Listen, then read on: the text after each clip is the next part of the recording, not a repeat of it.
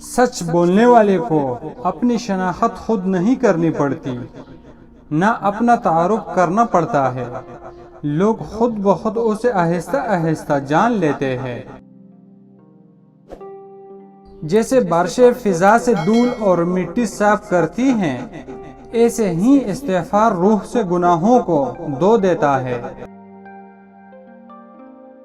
دولت ہو تو پردیس میں بھی دیس ہیں، اور غربت ہو تو دیس میں بھی پردیس ہیں۔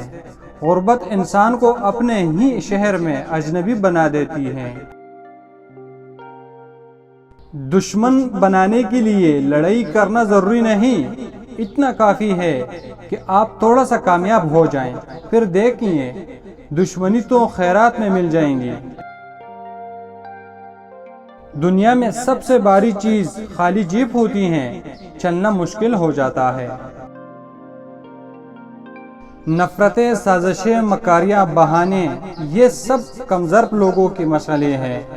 ظرف والوں کو اتنی فرصت کہاں کہ وہ دوسروں کے غیب ڈھونڈتے پھریں۔ انتہا کل بھی تھی، آج بھی ہے، مگر فرق صرف اتنا ہے کہ کل انتہا حیا کی تھی اور آج انتہا بھی حیائی کی۔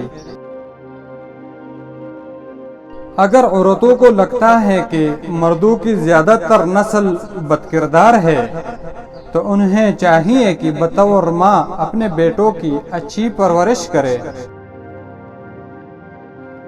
نکاح سے پہلے ایک دوسرے سے بات کرنے والے یہ بات ذہن میں بٹھا لے کہ ان کی شادی شدہ زندگی سے برکت ختم ہو جاتی ہے، اس کا رشتہ کھوکھلا ہو جاتا ہے۔ اللہ کے نافذ کردہ حدود کو توڑنے کے بعد برکت کی امید مت کرنا۔